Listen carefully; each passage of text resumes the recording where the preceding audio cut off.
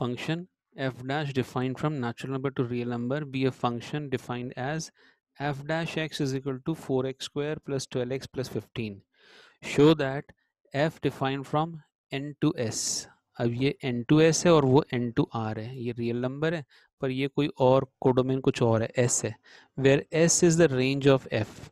तो हम क्या करना है कि ये आर हटा के इसकी जगह एस लिखना है, यानी आर तो हमारा कोडोमेन है और कोडोमेन की जगह एस क्या है, यहाँ पे रेंज है.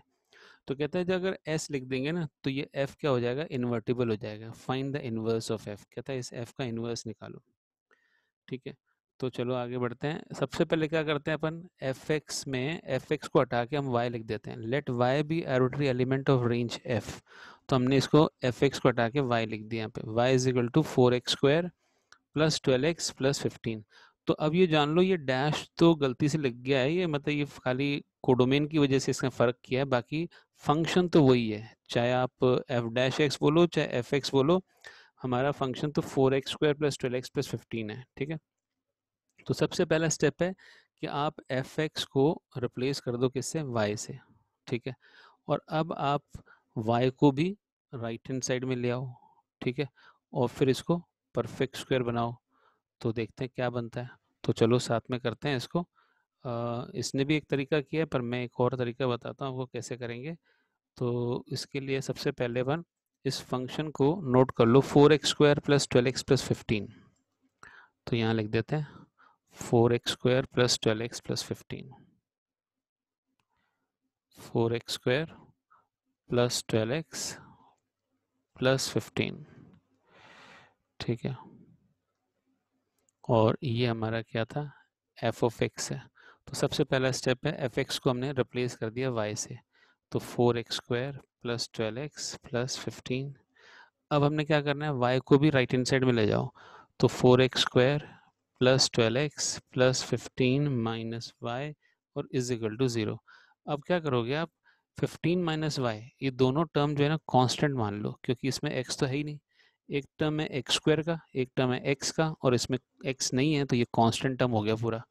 तो अब हम इसमें से x निकाल सकते हैं. आपको याद है हमारी जनरल इक्वेशन होती है A x square plus B x plus C is equal to 0. तो ऐसे में उसका x की वैल्यू कैसे निकाल सकते हैं, श्रीधाराचार्य रूल से. तो ये होता है formula minus B plus minus under root of B square minus 4ac और डिवाइडेड बाय 2a. ठीक है, ये हमारा x की वैल्यू. तो अब बताओ इसमें डिफरेंट डिफरेंट वैल्यूज बताओ कौन सी हैं. तो डिफरेंट डिफरेंट वैल्यूज देखेंगे. तो बताओ कंपेयर करें तो a की वैल्यू कितनी है, a की वैल्यू तो 4 है और b की वैल्यू 12 है और c की वैल्यू कितनी है 15 माइनस वाई. तो चलो सब्स्टिट्यूट करते हैं. तो x is equal to minus B की जगह क्या लिखोगे, b की जगह 12 और plus minus under root of B square यानी 12 का स्क्वायर 144 माइनस 4 इंटू ए की वैल्यू 4 और c की वैल्यू कितनी है, ब्रैकेट में लिख देते हैं 15 माइनस वाई. ठीक है, और होल डिवाइडेड बाय 2a. तो 2 और a की वैल्यू क्या है, a की वैल्यू तो 4 है. तो चलो सिंप्लीफाई करते हैं.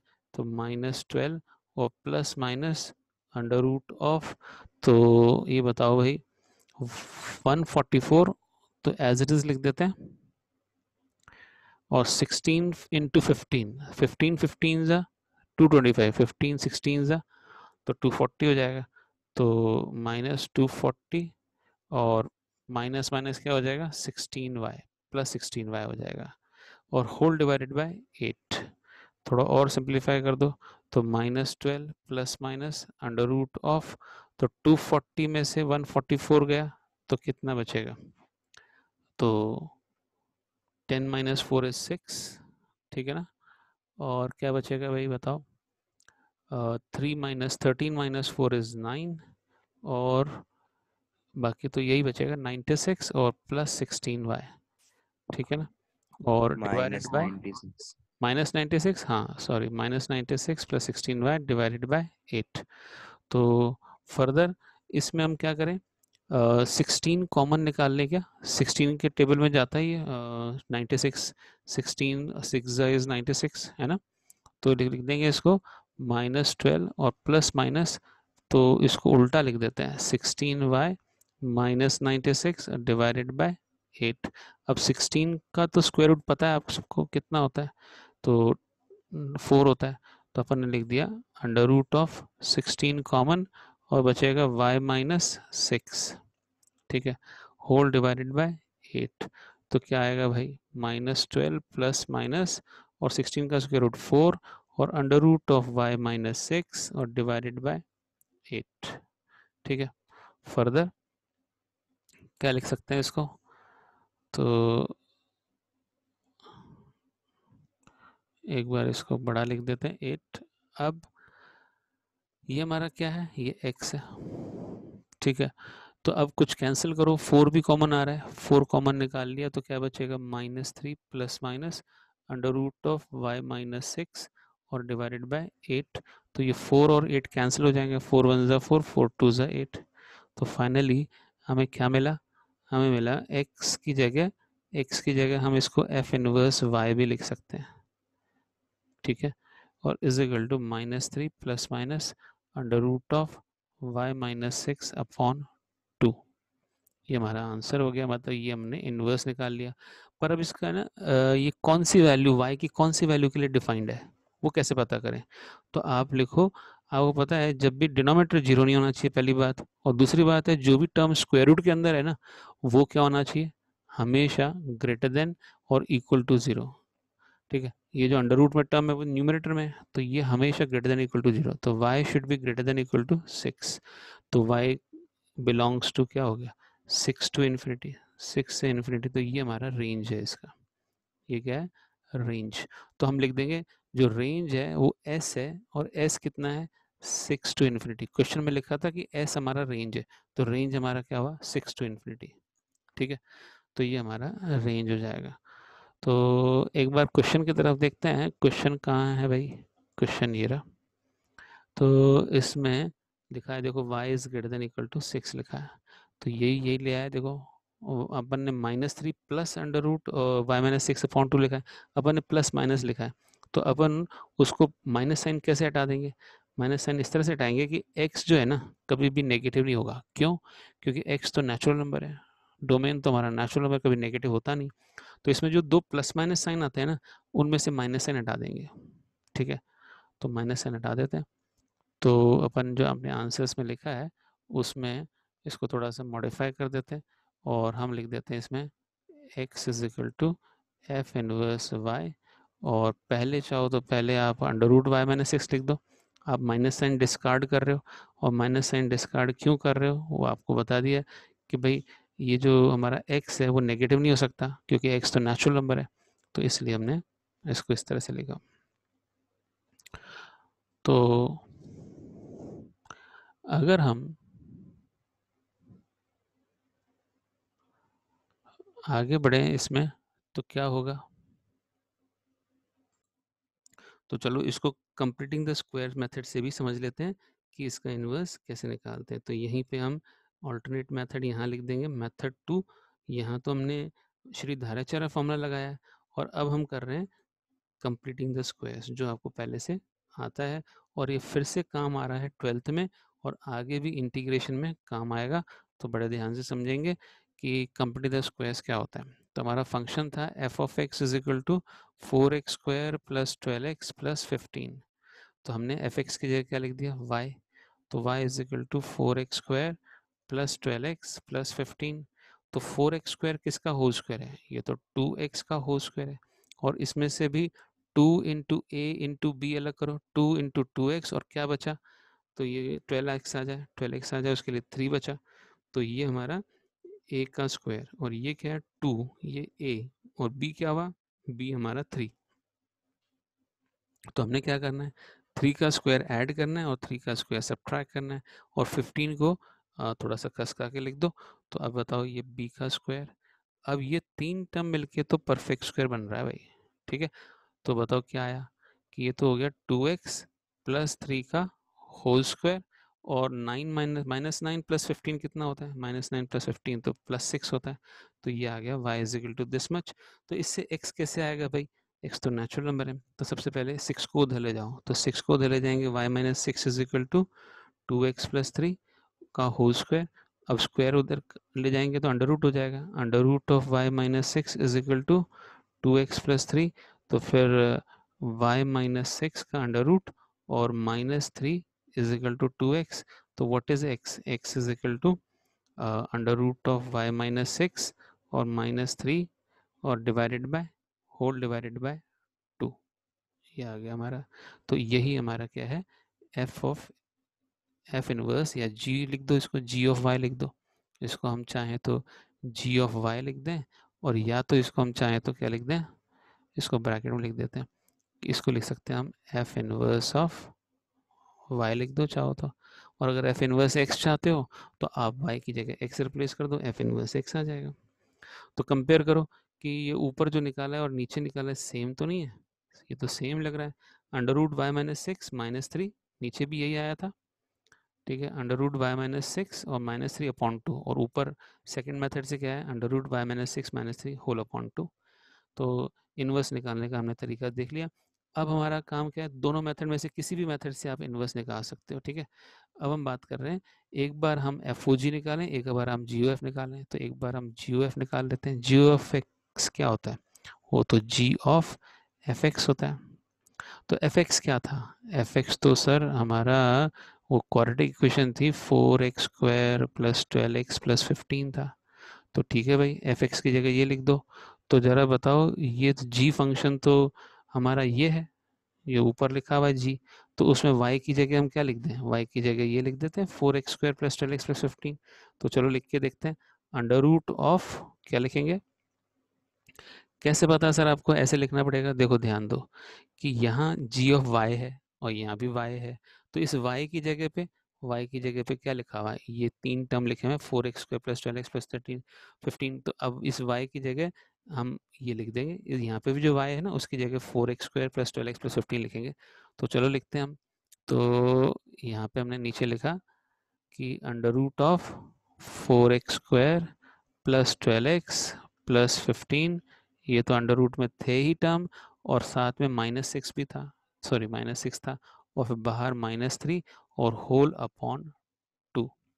तो एक बार नहीं समझ में आया तो फिर से देखो कि आपने y की जगह क्या लिख दिया, यहाँ पे y था, तो इस y की जगह आपने ये उठा के लिख दिया, तो इस y की जगह उठा के आपने ये लिख दिया, और ये -6, ये रहा -6 as it is, -3 as it is, ठीक है ना, -3 भी एज इट इज़ है, और डिवाइडेड बाय 2 भी एज इट इज़ है। तो आगे बढ़ते हैं, इसको सिंप्लीफाई करते हैं। एक बार मैं बीच में लाइन खींच देता हूँ, ठीक है, इसको आगे बढ़ाते हैं। कैसे करें इसको सिंप्लीफाई? बताओ, 15 माइनस 6 क्या हो जाएगा? What is 15 minus 6? It is 6 है। 15 माइनस 6 इज 9। तो ये हो जाएगा 4x² प्लस 12x और प्लस 9। ये तो अंडर रूट के अंदर है, पर ये अंडर रूट का टर्म जो है वो परफेक्ट स्क्वायर नहीं है क्या भाई? ये तो 2x का होल स्क्वायर है, और ये तो 2 इंटू 2x इंटू 3 है, और ये क्या है? ये तो 3 का स्क्वायर है। तो ये तीनों टर्म मिलके परफेक्ट स्क्वायर बन रहे हैं, और साथ में स्क्वायर रूट साइन भी है, और बाहर -3 और डिवाइडेड बाय 2। तो ये क्या हुआ भाई? ये हो जाएगा 2x प्लस 3 का होल स्क्वायर और अंडर रूट और -3 डिवाइडेड बाय 2। तो बताओ, स्क्वायर और अंडर रूट हट जाएंगे तो क्या बचेगा?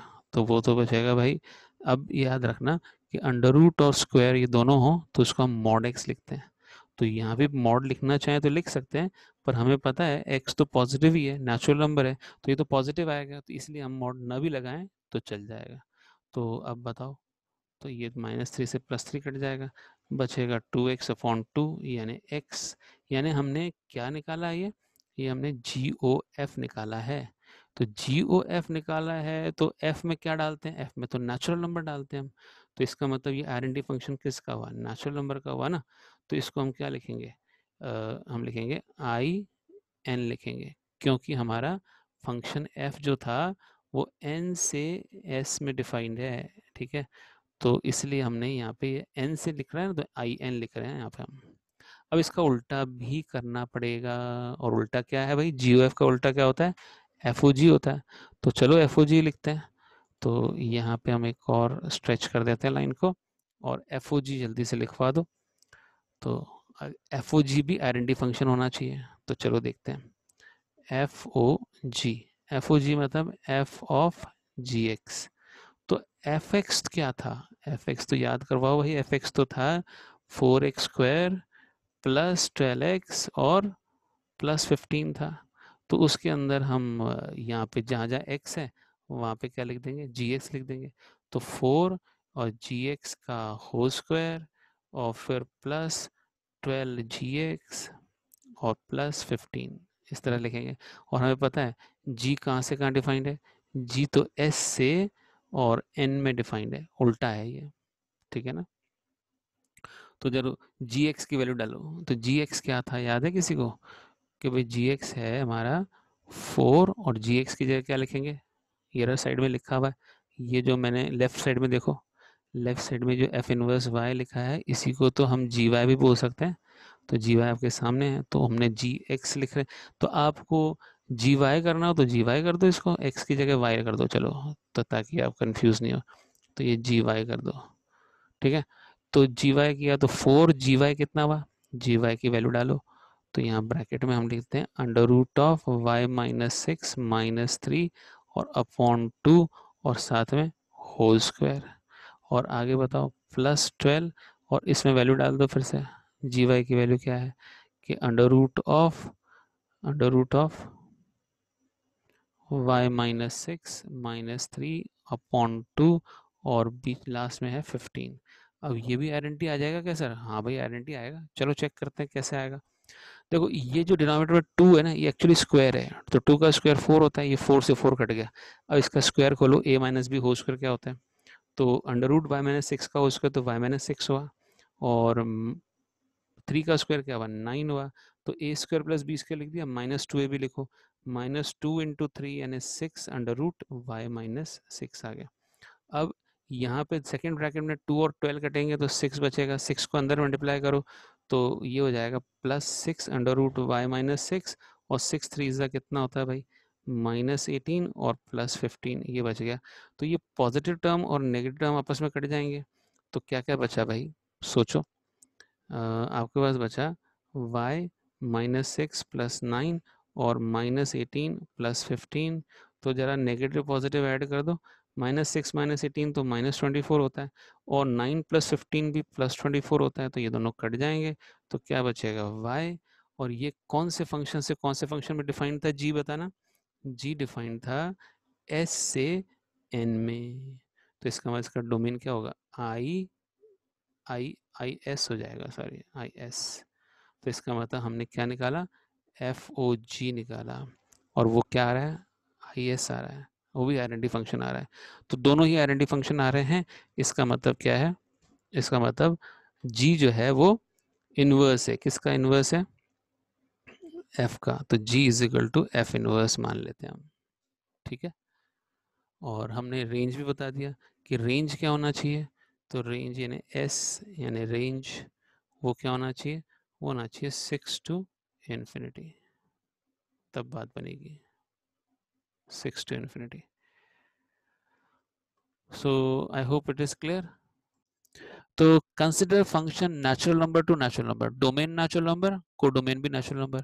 और जी फंक्शन क्या है, वो भी डोमेन भी नेचुरल नंबर, कोडोमेन भी नेचुरल नंबर। और एच फंक्शन कैसा है, नेचुरल नंबर डोमेन है और रियल नंबर उसका कोडोमेन है। कहता है defined as f of x is equal to 2x, function f x तो 2x है, और जी वाई क्या है 3y+4, और एच जेड क्या है साइन जेड है, for all x y and z in N, show that h o GOF is equal to HOGOF, ठीक है। तो कहने का मतलब ये कंपोजिशन बता रहा है, कहता है एसोसिएटिव लॉ बता रहा है कि ये एसोसिएटिव होते हैं, जैसे अपन नहीं करते कि A+B+C is equal to A+B और +C, तो ये तो एसोसिएटिव लॉ हुआ ना। ऐसे ही कहता है एसोसिएटिव लॉ का इसमें कंपोजिशन ऑफ फंक्शन में भी सही है। तो चलो चेक करते हैं कैसे किया। तो सबसे पहले हमने लेफ्ट हैंड साइड कॉपी किया, HOGOFX, तो ये कॉपी किया। तो बताओ ये GOFX क्या होता है? ये तो x को अंदर ले गए f के साथ, तो इसको लिख दिया GOFX, यानी g के अंदर fx, तो हमने आगे लिख दिया GOFX। अब बताओ fx की जगह क्या लिखे? ऊपर देखो fx कहाँ है भाई? fx तो भाई 2x है, ये रहा fx हमारा 2x है। तो हमने fx हटाया और क्या लिख दिया fx की जगह? 2x लिख दिया। तो h और g तो वैसे के वैसे रह गए, और हमने fx की जगह क्या लिख दिया? 2x लिख दिया। h और g सेम, और fx की जगह 2x।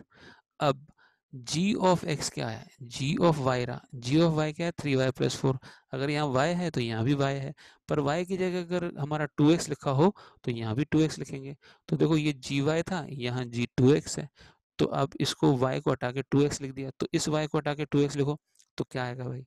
तो देखो 3 इंटू 2x प्लस 4, तो 3 इंटू 2x प्लस 4, 3 टू ज़ा क्या होता है? 3 टू ज़ा 6x और प्लस 4। अब बताओ h फंक्शन क्या था? एच जेड था साइन जेड, यहाँ जेड है तो यहाँ जेड है, इस जेड की जगह, इस जेड की जगह 6x प्लस 4 लिखेंगे, तो इस जेड की जगह भी 6x प्लस 4, यानी साइन 6x प्लस 4 आ गया।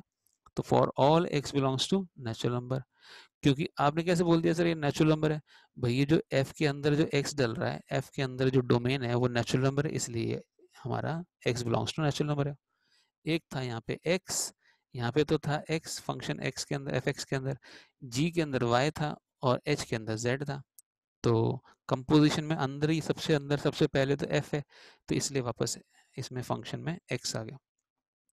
अब इसका राइट हैंड साइड देखो, HOGOF दिखते हैं, तो वो राइट हैंड साइड हमने कॉपी किया, बाहर x लिखा है, तो आप सबसे पहले f को x के साथ ज्वाइन कर लोगे, fx हो गया। तो HOGFX, यानी HOG के साथ fx को हटा के क्या लिख दें? fx क्या था? fx तो 2x था सर, तो आप fx हटा के 2x लिख दो, यानी HOG 2x, यानी इसको क्या लिखेंगे? h of g of 2x, h के अंदर g के अंदर 2x। पर हमारा gy क्या था? gy तो 3y प्लस 4 है, तो y की जगह अगर हम 2x लिख दें तो देखो ये y की जगह 2x लिखा है, तो क्या हो जाएगा? यहाँ पे आप 3 2x प्लस 4 लिख दो, तो 3 2x प्लस 4, और h बाहर एज इट इज रहेगा, तो क्या हो जाएगा? h 3 टू ज़ा 6x प्लस 4, तो 6x प्लस 4 होगा h 6x प्लस 4। तो यहाँ तो h z था, तो यहाँ भी z था, तो z की जगह अगर हम 6x प्लस 4 लिख दें तो यहाँ इस z की जगह भी 6x प्लस 4 लिख देंगे। तो ये ऊपर वाला और नीचे वाला सेम टू सेम आ रहे हैं। इसका मतलब क्या है कि ये दोनों left hand right hand side दोनों इक्वल हैं, यानी कंपोजिशन ऑफ फंक्शन भी एसोसिएटिव लॉ फॉलो करता है। यानी ये देखना है, ध्यान रखना है कि अगर एक्सचेंज मत कर देना, ऑर्डर मत चेंज कर देना, कि कहीं लिख दो सर ये जो ना h को f की जगह लिख देते हैं, f को h की जगह, वो नहीं करना। ऑर्डर सेम रहेगा, पहले h फिर g फिर f, यहाँ भी पहले h फिर g फिर f। तो ये ध्यान रखना है कि चेंज ना कर दें ऑर्डर। जैसे मैं बोल दूं कि यहाँ पे राइट हैंड साइड में देखो a प्लस बी प्लस सी है, तो अगर यहाँ माइनस लगा देंगे थोड़ा इक्वल हो जाएंगे, ये माइनस लगाने से इक्वल नहीं होते, तो जरूरी नहीं है कि हर बार ये इक्वल हो, तो डिपेंड करता है फंक्शन पे। तो ये कंपोजिशन तो हमारा एसोसिएटिव लॉ फॉलो करता है। So this result is true in general situation as well. तो अब जनरलाइज कर रहे हैं, उसको थ्योरम का नाम दे रहे हैं। तो एफ कहाँ से कहाँ डिफाइंड है? एक्स से वाई में डिफाइंड है, ठीक है। और जी कहाँ से कहाँ डिफाइंड है? वाई से जेड में डिफाइंड है। और एच कहाँ से कहाँ डिफाइंड है? जेड से कोई और एस से एस में डिफाइंड है, ठीक है। और अब हमें दिखाना है कि वही चीज ऊपर कंपोजिशन जो दिया था वही हमें प्रूव करना है। ऊपर भी यही प्रूव करना था, अब नीचे भी यही। अब ये थियोरेटिकली कैसे प्रूव करते हैं वो देख लो। तो हम सबसे पहले लेफ्ट हैंड साइड लिख रहे हैं, लेफ्ट हैंड साइड लिखो HOGOFX। तो GOFX क्या होता है? ये तो G ऑफ FX होता है, और GOFX क्या होता है? G ऑफ FX होता है। तो बाहर H फिर G फिर FX, तो ये हमने देख लिया कि ये आएगा। अब हम राइट हैंड साइड देखते हैं, HOGOFX क्या होता है? HOGOFX, तो ये जो OF था उसको हमने OFX लिख दिया। अब क्या करें? FX लिख दें किसके अंदर? HOG के अंदर। HOG के अंदर आप FX लिख दो, तो ये HOG क्या होता है भाई? वो तो H of G of FX हो गया, तो ये दोनों बराबर आ गए। For all x in x, तो इसका मतलब दोनों लेफ्ट और राइट साइड बराबर है, यानी ये कंपोजिशन होल्ड्स ट्रू। कंपोजिशन में एसोसिएटिव लॉ होल्ड्स ट्रू, ठीक है। तो इस तरह से हमने ये थ्योरम भी कर लिया और एग्जाम्पल 26 भी देख लिया, ये सही है। अब